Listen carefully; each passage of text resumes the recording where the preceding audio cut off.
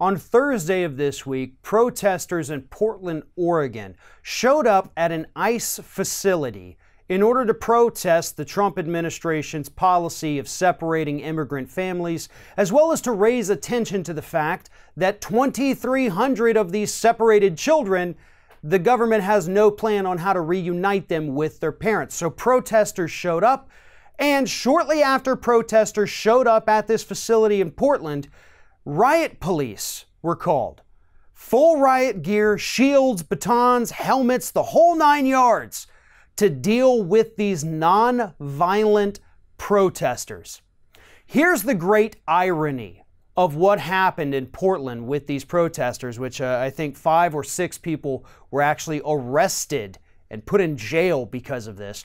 They were there to protest the gross human rights abuses being committed by our federal government. And instead of being able to protest human rights abuses, they themselves had their constitutional rights violated by being told they have to leave, by forcibly being removed, and some of them by being thrown in jail. Those people, those protesters, had a First Amendment right to be there and protest and raise attention about what is happening. But the government didn't want them to do it. So they immediately, these people weren't there for too long at all before the riot police showed up, as if they were expecting all-out warfare between the peaceful protesters and the police force. But that's what we've come to as a country here.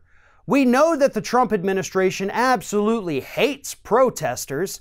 We know that several states around the country have actually passed laws to make it easier for people to hit protesters with their cars and not face any kind of legal consequences for murdering people. And that's what we've come to. We do not want to let people have their First Amendment rights anymore. The administration constantly is attacking the freedom of the press. Now they're attacking our right to peacefully assemble. What's next, folks? I love how all these right-wingers are out there talking about the infringement on the Second Amendment while ignoring the fact that virtually all of our other constitutional protections are being eroded, while no one's actually touching the Second Amendment whatsoever. This is absolute absurdity. This is police state type stuff we're seeing. What happened in Portland is what brutal dictators do to shut down dissent in their own countries. Except now, we're not talking about something that's happening overseas. We're not talking about people protesting the separation of families in a Middle Eastern country or an Asian country that we've never heard of. It's happening in our own backyards.